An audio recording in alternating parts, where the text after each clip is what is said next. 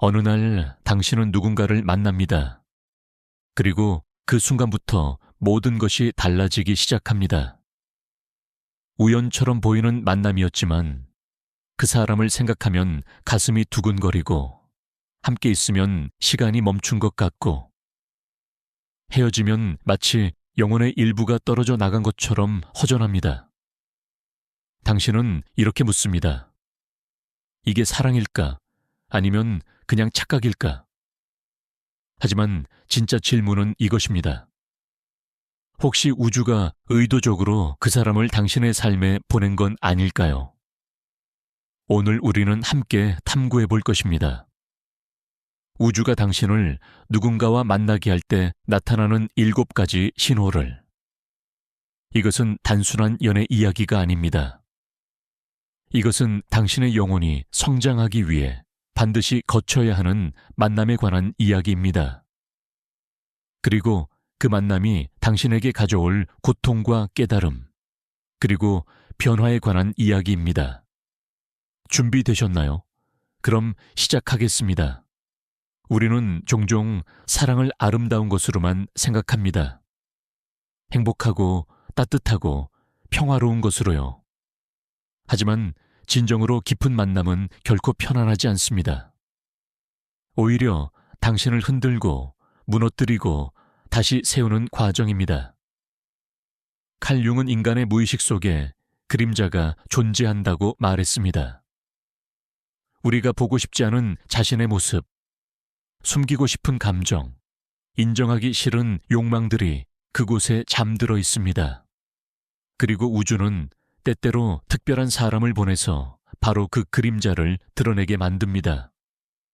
그 사람은 당신의 상처를 건드립니다.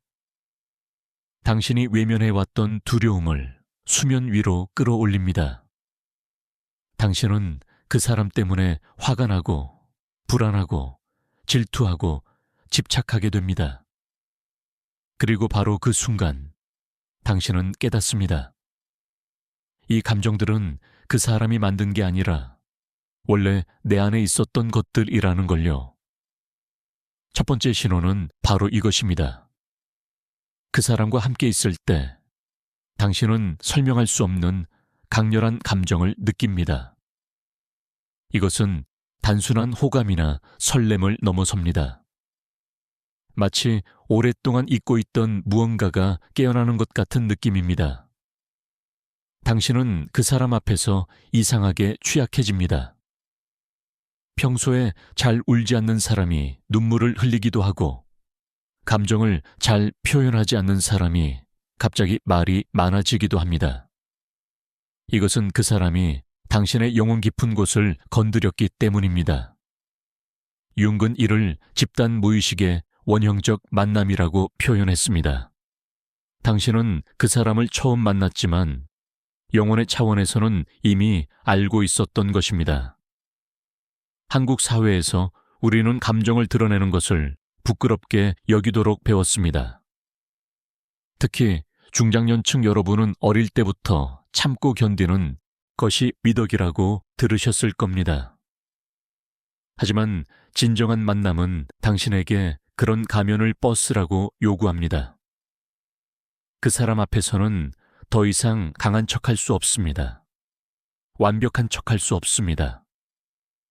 당신은 그냥 당신일 뿐입니다. 그리고 그것이 무섭습니다. 왜냐하면 진짜 나를 보여줬을 때 거부당할까봐 두렵기 때문입니다. 하지만 바로 그 두려움 속에서 성장이 시작됩니다.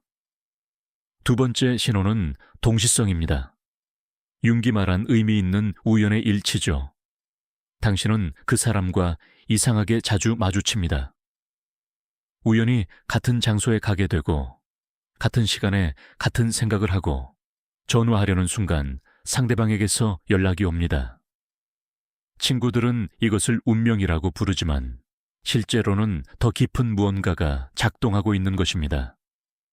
우주는 물리적 법칙을 넘어서 작동합니다. 두 영혼이 만나야 할 때가 되면 현실은 그것을 가능하게 만드는 방식으로 재배열됩니다.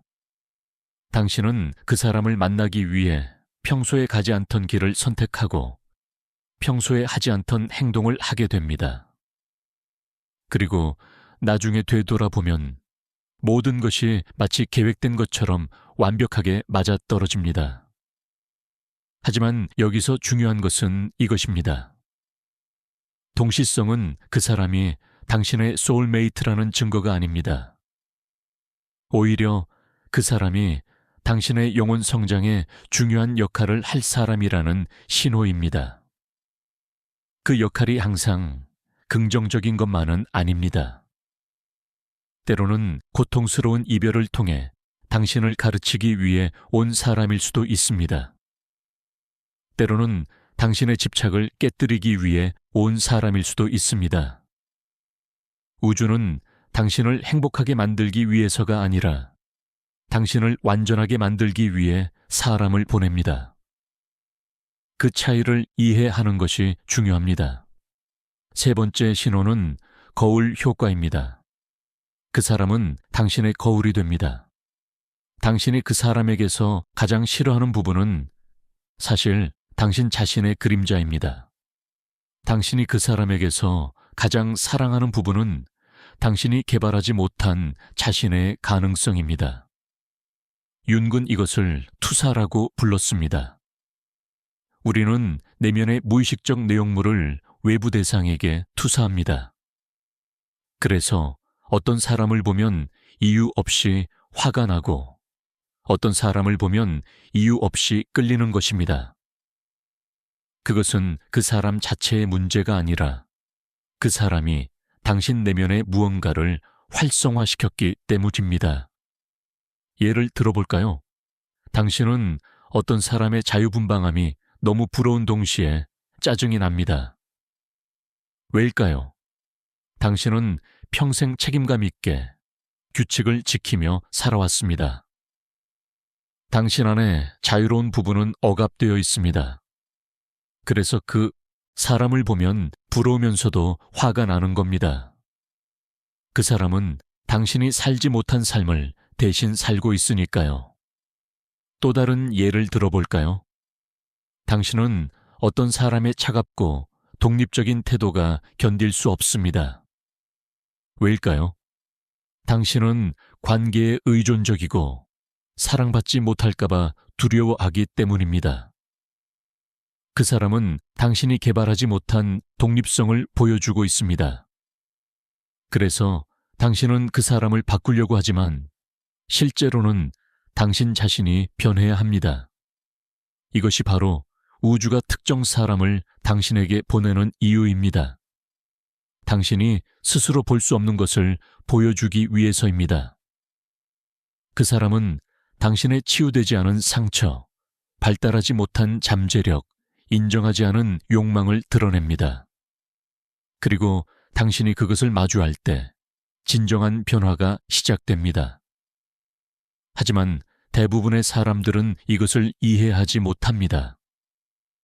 그들은 상대방을 비난하고 자신을 피해자로 여기고 관계가 끝나면 또 다른 사람에게서 똑같은 패턴을 반복합니다. 왜일까요? 그림자를 통합하지 않았기 때문입니다. 거울을 깨뜨려봤자 거울 속의 모습은 사라지지 않습니다. 네 번째 신호는 저항과 끌림의 동시 발생입니다. 당신은 그 사람에게 강하게 끌립니다. 동시에 그 사람을 피하고 싶습니다. 가까워지고 싶으면서도 두렵습니다. 이것은 모순처럼 보이지만 실제로는 매우 자연스러운 현상입니다. 우리의 에고는 변화를 두려워합니다.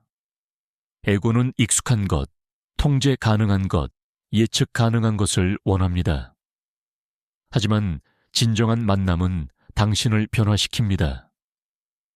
당신의 낡은 정체성을 무너뜨립니다. 그래서 에고는 저항합니다. 동시에 당신의 영혼은 성장을 갈망합니다. 영혼은 그 만남이 필요하다는 것을 알고 있습니다. 그래서 끌림이 생깁니다. 한국의 많은 분들은 이런 내적 갈등을 경험하면서도 말하지 못합니다. 특히 중장년 여성분들은 이런 강렬한 감정을 느끼는 것 자체를 죄책감으로 여기는 경우가 많습니다. 이미 결혼했는데 다른 사람에게 끌린다면? 안정적인 삶을 살고 있는데 갑자기 모든 걸 버리고 싶어진다면? 사회는 당신에게 참으라고, 현실적이 되라고, 책임을 다하라고 말합니다. 그리고 당신은 그 목소리를 내면화해서 자신을 억압합니다. 하지만 억압된 것은 사라지지 않습니다.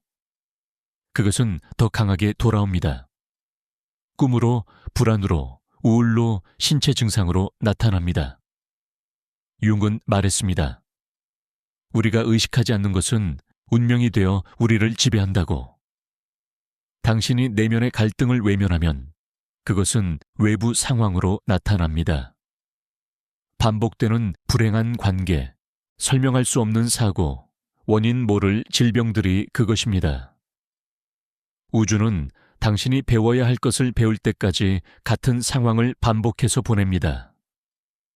그래서 어떤 사람들은 평생 비슷한 유형의 사람에게 끌리고 비슷한 고통을 겪습니다.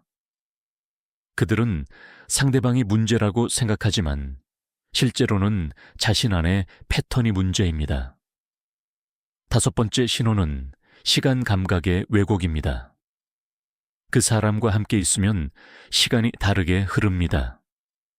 몇 시간이 몇 분처럼 느껴지거나 반대로 짧은 순간이 영원처럼 느껴집니다. 이것은 당신이 일상적 의식 상태를 벗어났기 때문입니다. 윤근 무의식과 접촉할 때 시간은 의미를 잃는다고 했습니다. 무의식의 세계에는 과거, 현재, 미래가 동시에 존재합니다. 그래서 어떤 사람을 처음 만났는데 오래전부터 알고 있었던 것 같은 느낌을 받는 것입니다. 이것은 단순한 착각이 아닙니다. 원형적 차원에서 당신은 이미 그 사람을 혹은 그 사람이 상징하는 무언가를 알고 있었던 것입니다. 시간 감각의 왜곡은 또한 당신이 현재 순간에 완전히 존재하고 있다는 신호입니다. 우리는 대부분 과거의 후회나 미래의 걱정 속에서 살아갑니다. 하지만 어떤 사람과 함께 있을 때는 오직 지금 이 순간만이 존재합니다. 과거도 미래도 사라지고 오직 이 순간의 연결만이 중요합니다. 이것은 명상 상태와 비슷합니다. 당신은 머리로 생각하는 것이 아니라 존재 전체로 경험하고 있습니다. 그리고 그 경험은 당신을 변화시킵니다. 그 사람과의 만남 이후 당신은 예전과 같을 수 없습니다. 무언가가 깨어났고, 무언가가 열렸고, 무언가가 시작되었기 때문입니다. 여섯 번째 신호는 꿈과 상징의 출현입니다. 그 사람과 만난 후 당신은 이상한 꿈을 꾸기 시작합니다. 그 사람이 직접 나오는 꿈도 있지만 더 자주는 상징적인 형태로 나타납니다. 물, 불, 뱀, 새, 낯선 집, 미로 같은 이미지들이 반복됩니다. 융은 꿈을 무의식의 언어라고 했습니다. 무의식은 논리적으로 말하지 않습니다. 그것은 이미지와 상징으로 말합니다. 그래서 당신이 깨어 있을 때 이해하지 못하는 것을 꿈은 보여줍니다. 그 사람과의 만남이 당신의 무의식을 활성화시켰고, 무의식은 꿈을 통해 당신에게 메시지를 보내고 있는 것입니다. 예를 들어, 당신이 물에 빠지는 꿈을 반복해서 꾼다면 그것은 감정의 홍수를 의미할 수 있습니다. 당신은 통제할 수 없는 감정에 압도되고 있습니다.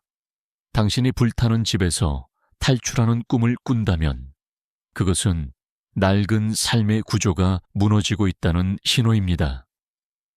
당신이 날아가는 꿈을 꾼다면 그것은 새로운 자유와 가능성을 상징합니다.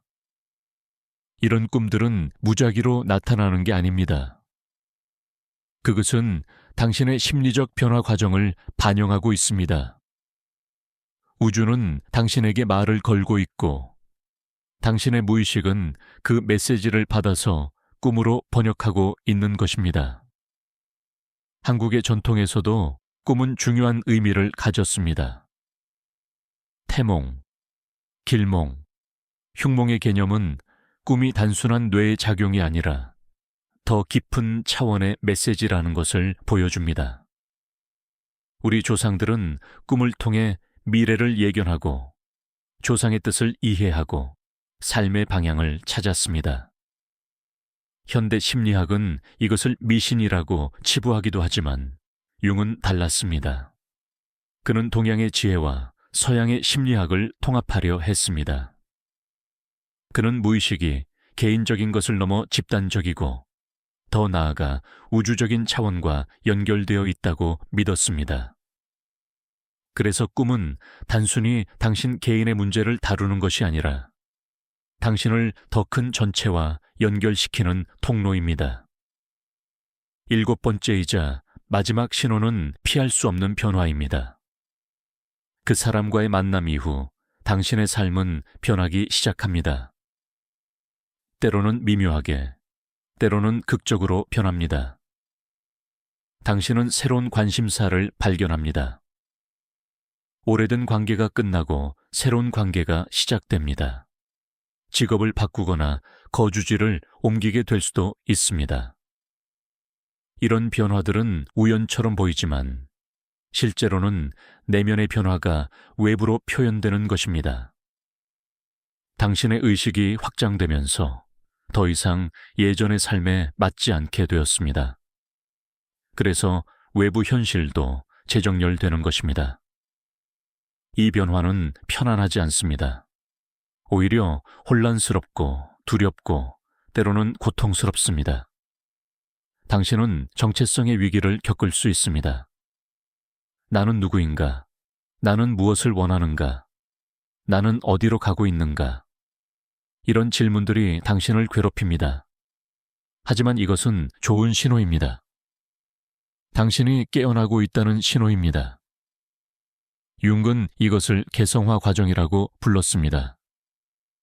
당신은 집단의 기대, 사회의 규범, 부모의 가치관에서 벗어나 진정한 자기 자신이 되어가고 있습니다.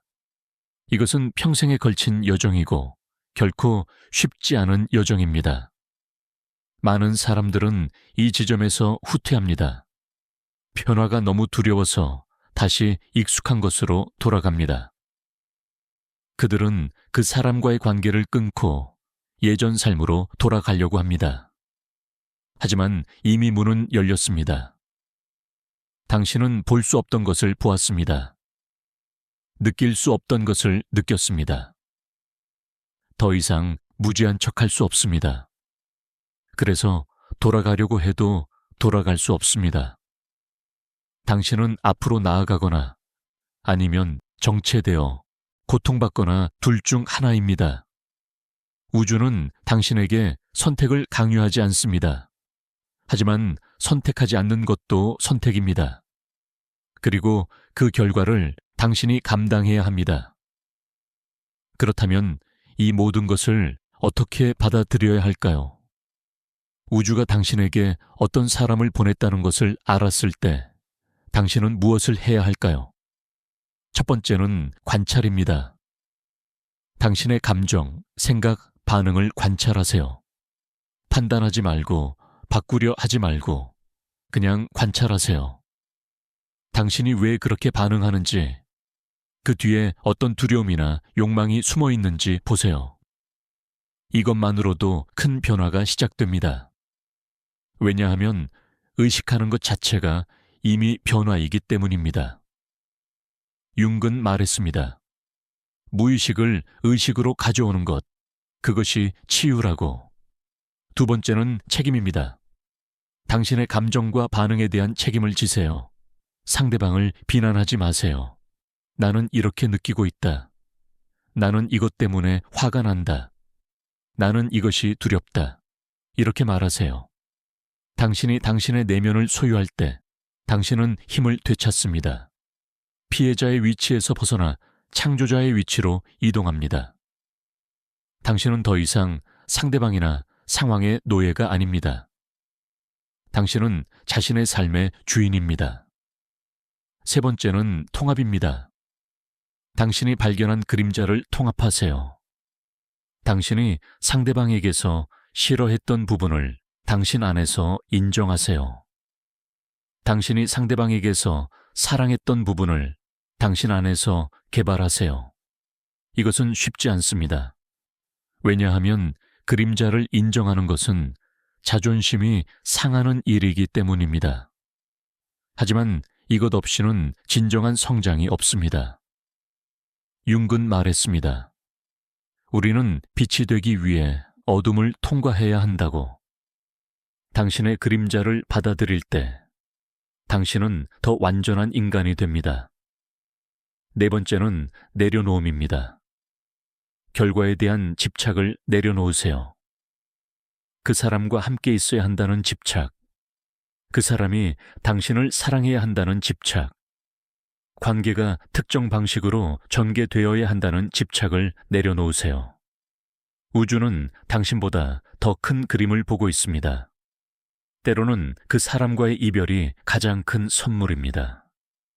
때로는 함께 있지 않는 것이 서로를 위한 최선입니다. 당신은 이것을 지금 당장 이해하지 못할 수 있습니다. 하지만 시간이 지나면 이해하게 될 것입니다. 한국 사회에서 중장년 여성분들은 특히 관계에서 희생하고 참는 것에 익숙합니다. 어머니로서, 아내로서, 며느리로서 자신의 욕구를 뒤로 미루고 다른 사람을 돌보는 것이 당연하다고 배웠습니다.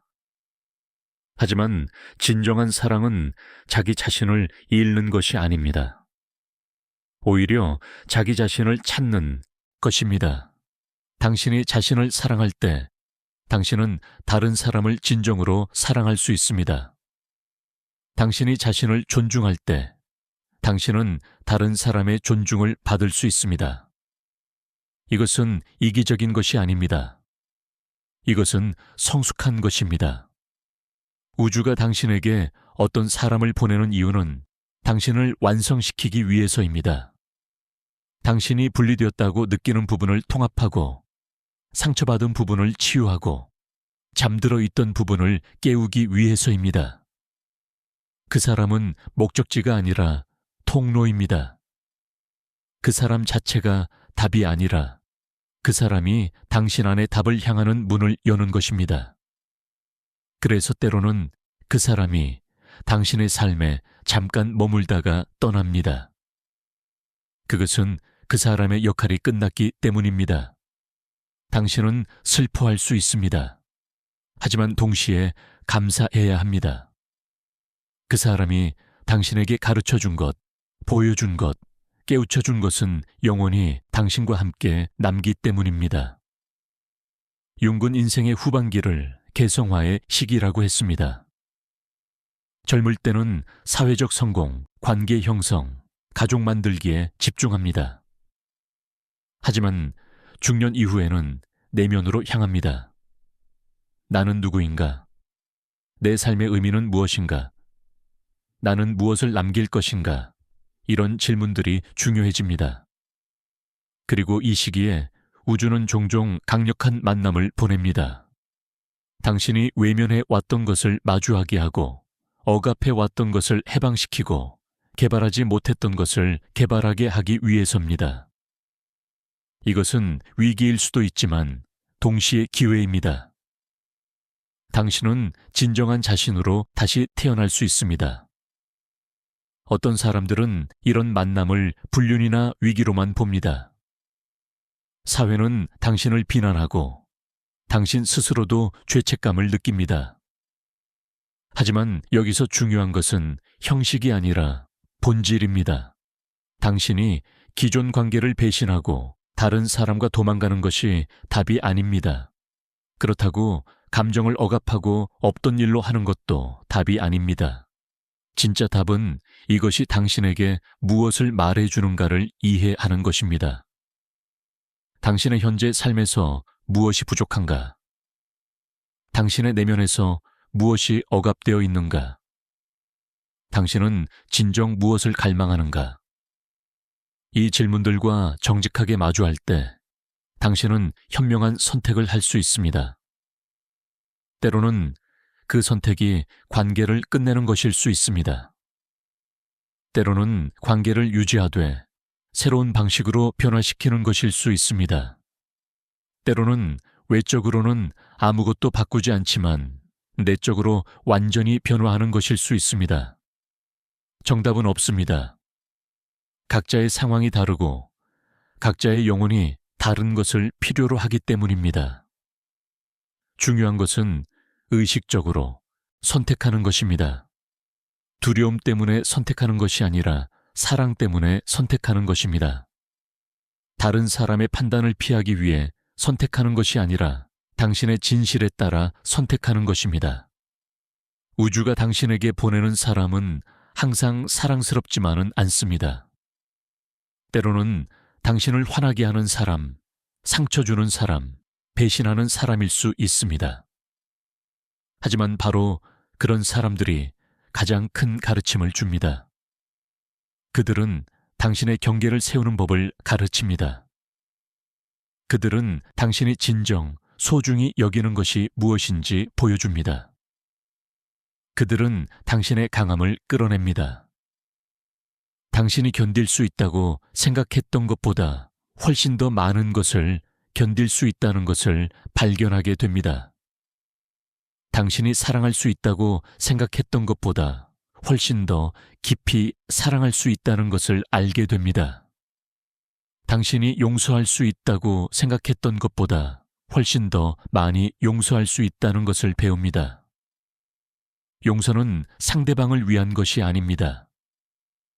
용서는 당신을 위한 것입니다.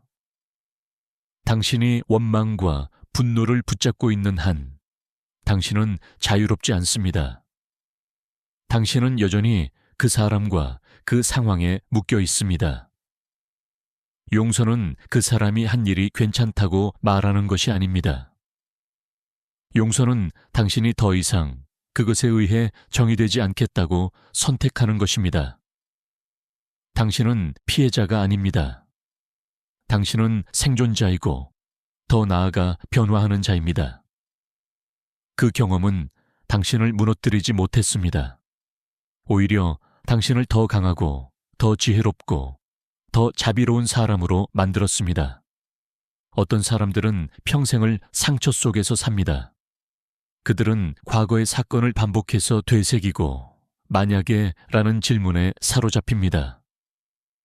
만약 내가 다르게 행동했다면, 만약 그 사람이 나를 사랑했다면, 만약 우리가 함께 있었다면.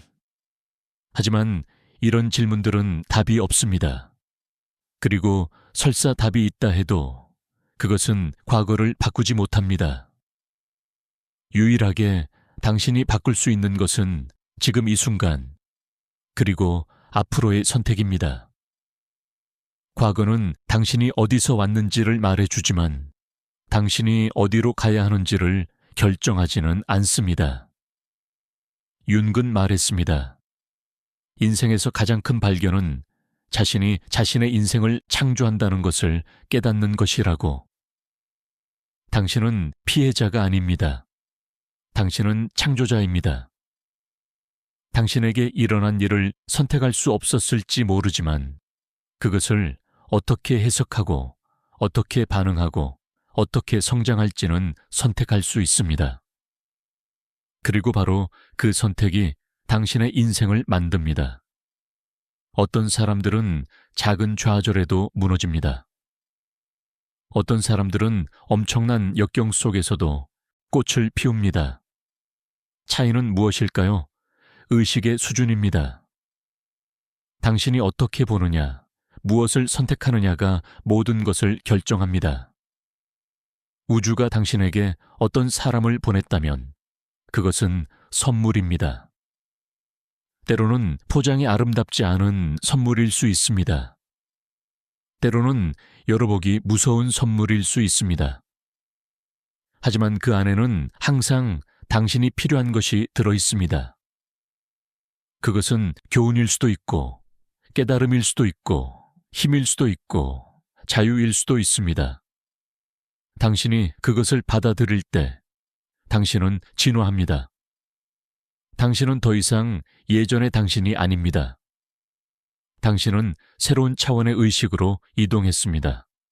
이제 마무리하겠습니다. 오늘 우리는 우주가 당신에게 어떤 사람을 보낼 때 나타나는 7가지 신호를 살펴봤습니다.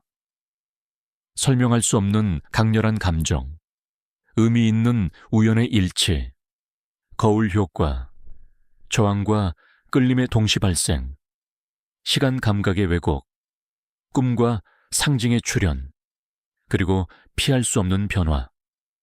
이 신호들은 당신에게 말합니다. 이 만남은 우연이 아니라고. 이것은 당신의 영혼 성장을 위한 우주의 계획이라고. 그리고 당신이 이것을 의식할 때 모든 것이 달라집니다. 당신은 더 이상 관계를 소유나 집착의 대상으로 보지 않습니다. 당신은 관계를 성장과 깨달음의 도구로 봅니다. 당신은 더 이상 상대방에게 당신을 완성해 달라고 요구하지 않습니다. 당신은 상대방을 통해 당신 자신을 완성합니다. 이것이 성숙한 사랑입니다. 이것이 영적인 관계입니다. 그리고 이것이 우주가 당신에게 원하는 것입니다. 한국의 중장년층 여러분, 특히 여성분들께 말씀드리고 싶습니다. 당신은 평생 다른 사람을 돌보며 살아왔습니다. 이제는 당신 자신을 돌볼 때입니다. 당신의 꿈, 당신의 욕망, 당신의 상처, 당신의 기쁨을 돌아볼 때입니다. 늦은 것이 아닙니다. 윤근 40대, 50대, 60대에도 큰 변화가 가능하다고 했습니다. 오히려 인생의 후반기가 진정한 자아를 찾는 가장 중요한 시기입니다. 당신에게 지금 누군가가 나타났다면 그것은 우주가 당신에게 다시 한번 기회를 주는 것입니다.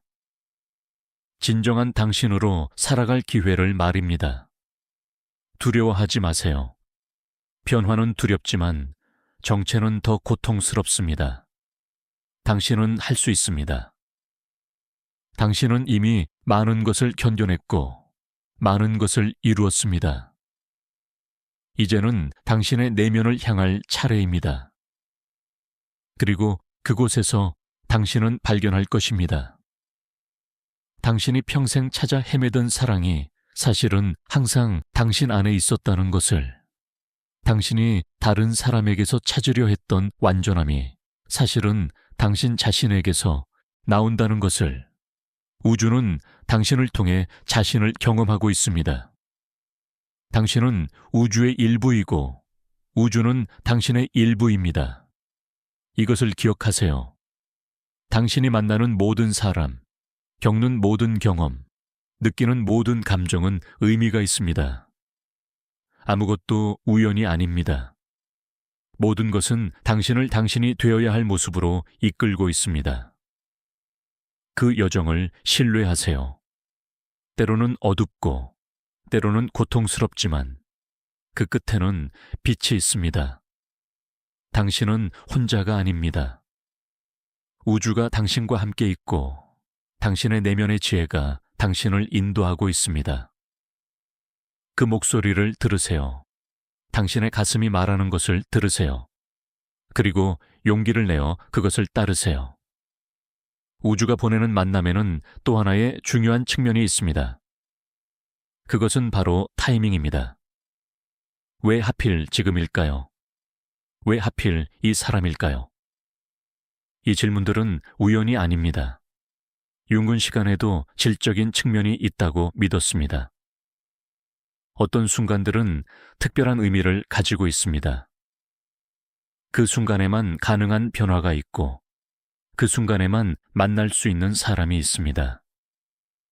당신이 지금 이 사람을 만난 것은 당신이 준비되었기 때문입니다. 당신이 의식적으로 준비되었다고 느끼지 못할 수도 있습니다. 오히려 전혀 준비가 안 되었다고 느낄 수도 있습니다. 하지만 당신의 영혼은 알고 있습니다. 지금이 그때라는 것을. 많은 분들이 젊었을 때 만났던 사람들을 떠올립니다. 그때는 몰랐지만 지금 생각해보면 그 사람이 특별했다는 것을 깨닫습니다. 하지만 그때는 그 의미를 이해할 수 없었습니다. 당신은 아직 준비가 안 되어 있었기 때문입니다. 그래서 그 관계는 끝났습니다. 그리고 시간이 흐른 뒤, 어쩌면 수십 년이 흐른 뒤, 당신은 다시 비슷한 경험을 합니다. 하지만 이번에는 다릅니다. 이번에는 당신이 볼 수 있습니다. 이번에는 당신이 이해할 수 있습니다. 이번에는 당신이 받아들일 준비가 되어 있습니다. 한국의 전통 사상에서도 인연이라는 개념이 있습니다. 인연은 단순히 만남을 의미하는 것이 아닙니다. 그것은 깊은 연결, 숙명적인 관계를 의미합니다. 불교에서는 전생의 업이 이생의 만남을 만든다고 말합니다. 융의 관점에서 보면 이것은 집단 무의식의 원형적 패턴이 현실로 표현되는 것입니다. 당신은 특정 유형의 사람에게 끌립니다. 그것은 우연이 아니라 당신의 무의식이 해결해야 할 과제를 알고 있기 때문입니다. 그 사람은 당신에게 그 과제를 제시합니다. 생각해 보세요. 당신이 평생 반복하는 관계 패턴이 있습니까? 항상 당신을 필요로 하는 사람에게 끌립니까? 항상 감정적으로 거리를 두는 사람에게 끌립니까? 항상 구원해주고 싶은 사람에게 끌립니까? 이것은 당신의 무의식이 작동하고 있다는 증거입니다. 당신은 어린 시절의 상처를 치유하려고 하거나 부모와의 미해결된 문제를 해결하려고 하거나 발달하지 못한 자신의 일부를 찾으려고 합니다. 그래서 같은 유형의 사람을 계속 만나는 것입니다. 하지만 우주가 보내는 진짜 만남은 이 패턴을 깨뜨립니다. 그 사람은 당신이 예상했던 유형이 아닐 수도 있습니다. 그 사람은 당신이 평소에 선택하지 않을 사람일 수도 있습니다. 하지만 뭔가 다릅니다. 그 사람과 함께 있으면 당신은 예상치 못한 반응을 보입니다. 당신은 평소의 당신이 아닙니다. 그것은 그 사람이 당신의 더 깊은 층을 건드렸기 때문입니다. 당신의 에고가 아니라 당신의 자기, 융기 말하는 진정한 자아와 연결되었기 때문입니다. 이 연결은 때로 불편합니다. 왜냐하면 진정한 자아는 에고가 원하는 것을 원하지 않기 때문입니다. 에고는 안전을 원합니다. 통제를 원합니다. 예측 가능성을 원합니다. 하지만 자기는 성장을 원합니다. 전체성을 원합니다.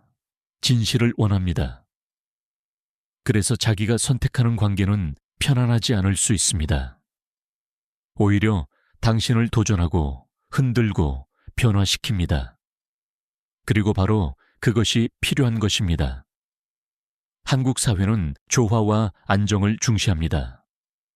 파도를 일으키지 않고 눈에 띄지 않고 문제를 만들지 않는 것이 미덕으로 여겨집니다. 특히 여성들은 더욱 그렇습니다. 착하고 순종적이고 희생적인 것이 좋은 여성의 덕목으로 여겨져 왔습니다. 하지만 이런 가치관은 종종 당신의 진정한 자아를 억압합니다. 당신은 다른 사람의 기대에 맞추느라 자신의 목소리를 잃어버립니다. 당신은 평화를 유지하느라 자신의 욕구를 무시합니다. 그리고 시간이 지나면서 당신은 자신이 누구인지조차 모르게 됩니다. 그러다 어느 날 누군가가 나타나서 물어봅니다. 당신은 정말 무엇을 원하나요? 당신은 정말 어떻게 느끼나요? 당신은 정말 누구인가요? 그 순간 당신은 말문이 막힙니다. 당신은 답을 모릅니다. 너무 오랫동안 다른 사람의 기대대로 살아왔기 때문입니다. 하지만 바로 이 순간이 깨어남의 시작입니다. 당신은 모른다는 것을 깨달았습니다. 그리고 알고 싶어집니다. 진정한 나를 찾고 싶어집니다. 융은 그림자 작업이 가장 어렵지만 가장 중요한 심리적 작업이라고 했습니다. 그림자는 당신이 받아들이기 싫은 자신의 모든 측면입니다. 당신의 이기심, 질투, 분노, 욕망, 나약함, 두려움입니다. 당신은 이런 것들을 부정하고 억압합니다. 하지만 억압된 것은 사라지지 않습니다. 그것은 무의식 속에서 더 강해집니다. 그리고 결국 예상치 못한 방식으로 터져 나옵니다. 갑작스러운 분노, 설명할 수 없는 우울, 강박적인 행동, 신체 증상으로 나타납니다. 우주가 보내는 사람은 종종 당신의 그림자를 드러냅니다. 그 사람은 당신을 질투하게 만들고 당신은 당신이 질투심이 많은 사람이라는 것을 발견합니다. 그 사람은 당신을 화나게 만들고 당신은 당신 안에 얼마나 많은 분노가 있는지 발견합니다. 그 사람은 당신을 집착하게 만들고 당신은 당신이 얼마나 통제욕이 강한지 발견합니다. 이것은 불편한 발견입니다. 당신은 자신을 좋은 사람이라고 생각했는데 갑자기 이런 어두운 면을 보게 되니까요. 하지만 이것이 바로 성장의 기회입니다. 당신이 그림자를 인정할 때 그것은 당신을 통제하지 못합니다. 당신이 당신의 질투를 인정하면 질투는 당신의 행동을 지배하지 못합니다. 당신이 당신의 분노를 인정하면 분노는 당신을 파괴하지 못합니다. 당신이 당신의 두려움을 인정하면 두려움은 당신을 마비시키지 못합니다. 의식하는 것 자체가 힘입니다. 당신이 무언가를 의식하는 순간 당신은 그것을 선택할 수 있습니다. 당신은 더 이상 그것의 노예가 아닙니다. 융은 또한 아니마와 아니무스 개념을 말했습니다. 남성 안의 여성적 측면과 여성 안의 남성적 측면입니다. 우리 모두는 양성적 존재입니다. 남성도 부드러움, 감수성, 수용성을 가지고 있습니다. 여성도 강함, 독립성, 주도성을 가지고 있습니다. 하지만 사회는 남성에게는 남성적인 것만을, 여성에게는 여성적인 것만을 요구합니다. 그래서 우리는 우리 안의 반대 성별적 측면을 억압합니다. 그리고 그것을 외부의 이성에게 투사합니다. 한국의 전통적 성 역할은 매우 엄격했습니다. 남자는 강해야 하고 여자는 순종적이어야 했습니다. 하지만 현대 사회는 변하고 있습니다. 여성들은 더 이상 집에만 있지 않습니다. 그들은 일하고 경제적으로 독립하고 자신의 목소리를 냅니다. 남성들도 변하고 있습니다. 그들은 감정을 표현하고 육아에 참여하고 취약함을 보여줍니다. 하지만 이런 변화는 쉽지 않습니다. 내면의 오래된 프로그램과 충돌하기 때문입니다.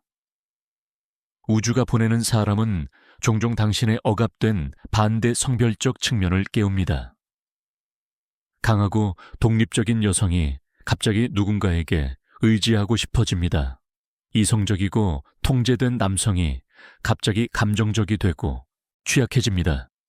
이것은 약해지는 것이 아닙니다. 이것은 전체가 되는 것입니다. 당신은 당신 안의 모든 측면을 통합하고 있습니다. 당신은 더 이상 1차원적인 존재가 아닙니다. 당신은 복잡하고 모순적이고 완전한 인간이 됩니다. 이 과정에서 중요한 것은 균형입니다. 당신은 한쪽 극단에서 다른 극단으로 흔들릴 수 있습니다. 평생 독립적이었던 사람이 갑자기 완전히 의존적이 될 수 있습니다. 평생 순종적이었던 사람이 갑자기 공격적이 될 수 있습니다. 이것은 자연스러운 과정입니다. 진자는 한쪽 끝으로 갔다가 반대쪽 끝으로 갑니다. 그리고 시간이 지나면서 중심을 찾습니다. 당신은 강할 수도 있고 부드러울 수도 있습니다. 당신은 독립적일 수도 있고 연결될 수도 있습니다. 당신은 상황에 따라 유연하게 반응할 수 있습니다. 우주가 당신에게 어떤 사람을 보낼 때 그 사람은 종종 당신의 반대편에 있습니다. 당신이 내향적이면 그 사람은 외향적입니다. 당신이 감성적이면 그 사람은 이성적입니다. 당신이 계획적이면 그 사람은 즉흥적입니다. 처음에는 이런 차이가 매력적입니다. 그 사람은 당신이 가지지 못한 것을 가지고 있으니까요. 하지만 시간이 지나면 이 차이가 갈등의 원인이 됩니다. 당신은 그 사람을 이해할 수 없고 그 사람도 당신을 이해할 수 없습니다. 하지만 바로 이 차이가 성장의 기회입니다. 그 사람은 다른 관점을 보여줍니다. 다른 가능성을 보여줍니다. 당신은 당신의 방식이 유일한 방식이 아니라는 것을 배웁니다. 당신은 유연해지고 개방적이 되고 더 풍부한 사람이 됩니다. 하지만 이것은 저항 없이 일어나지 않습니다. 당신은 자신의 방식을 포기하고 싶지 않습니다. 당신은 옳고 싶고 그 사람이 틀렸다는 것을 증명하고 싶습니다. 하지만 관계는 옳고 그름의 문제가 아닙니다. 관계는 이해와 수용의 문제입니다. 융근 개성화 과정이 고독한 여정이라고 했습니다. 당신은 혼자서 당신 자신과 마주해야 합니다. 누구도 당신을 대신해 줄 수 없습니다. 누구도 당신의 그림자를 통합해 줄 수 없습니다. 누구도 당신의 자아를 찾아줄 수 없습니다. 이것은 당신만이 할 수 있는 일입니다. 하지만 동시에 당신은 혼자가 아닙니다. 다른 사람들도 같은 여정을 하고 있습니다. 그리고 우주는 당신을 돕기 위해 사람들을 보냅니다. 때로는 안내자로, 때로는 거울로, 때로는 도전자로 보냅니다. 한국 문화에서 공동체는 매우 중요합니다. 개인보다 집단이 우선시됩니다. 하지만 진정한 공동체는 개성을 억압하는 것이 아니라 개성을 존중하는 것입니다. 당신이 진정한 자신이 될 때 당신은 공동체에 진정으로 기여할 수 있습니다. 당신이 가면을 쓰고 있을 때 당신은 진짜 연결을 만들 수 없습니다. 당신은 역할만 수행할 뿐입니다. 하지만 당신이 진정성을 가질 때 당신은 깊은 수준에서 다른 사람들과 연결될 수 있습니다. 우주가 보내는 사람과의 관계에서 당신은 진정성을 연습합니다. 당신은 가면을 벗습니다. 당신은 완벽하지 않아도 괜찮다는 것을 배웁니다. 당신은 취약해도 괜찮다는 것을 배웁니다. 당신은 당신이 당신이어도 괜찮다는 것을 배웁니다. 그리고 이것이 가장 큰 해방입니다. 당신은 더 이상 다른 사람의 승인을 위해 살지 않습니다. 당신은 당신 자신의 진실을 위해 삽니다. 물론 이것은 대가가 있습니다. 어떤 사람들은 진짜 당신을 받아들이지 못할 것입니다. 어떤 관계들은 끝날 것입니다. 어떤 사람들은 당신을 비난할 것입니다. 하지만 동시에 새로운 관계들이 시작될 것입니다. 진짜 당신을 사랑하는 사람들을 만날 것입니다. 당신과 같은 여정을 하는 사람들을 만날 것입니다. 그리고 당신은 깨달을 것입니다. 질보다 양이 중요하다는 것을. 진정한 관계 하나가 피상적인 관계 100개보다 낫다는 것을. 우주가 당신에게 어떤 사람을 보낼 때 그것은 시험입니다. 당신은 얼마나 진정할 수 있는가? 당신은 얼마나 취약할 수 있는가? 당신은 얼마나 사랑할 수 있는가? 당신은 얼마나 용서할 수 있는가? 당신은 얼마나 성장할 수 있는가? 이 질문들에 대한 답은 당신 안에 있습니다. 그 사람은 단지 질문을 제기할 뿐입니다. 답은 당신이 찾아야 합니다. 때로는 그 답을 찾는데 시간이 걸립니다. 때로는 관계가 끝난 후에야 답을 찾습니다.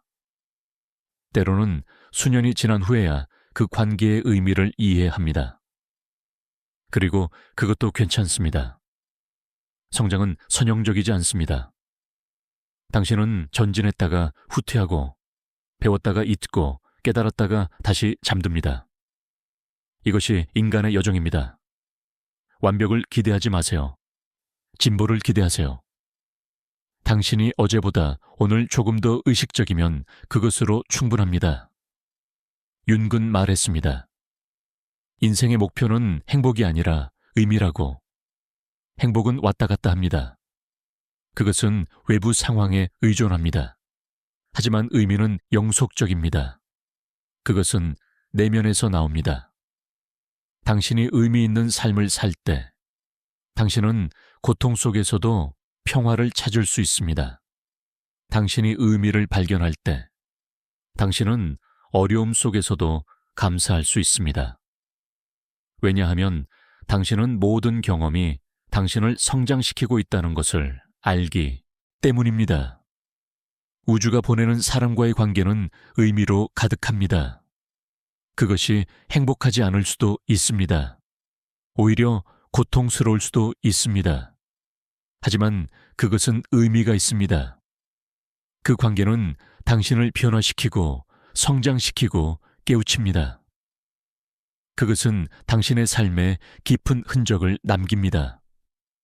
그리고 나중에 되돌아보면 당신은 감사하게 될 것입니다. 그 고통도, 그 혼란도, 그 변화도 모두 필요했다는 것을 깨달을 것입니다. 한국의 중장년 여성분들은 특히 의미의 위기를 겪기 쉽습니다. 자녀가 성장하고 독립하면 어머니로서의 역할이 줄어듭니다. 남편과의 관계도 변합니다. 젊음도 사라집니다. 그리고 당신은 묻습니다. 이제 나는 누구인가? 나의 삶은 무엇을 위한 것인가? 나에게 남은 것은 무엇인가? 이런 질문들은 고통스럽지만 동시에 기회입니다. 당신은 새로운 정체성을 만들 수 있습니다. 당신은 당신 자신을 위한 삶을 시작할 수 있습니다.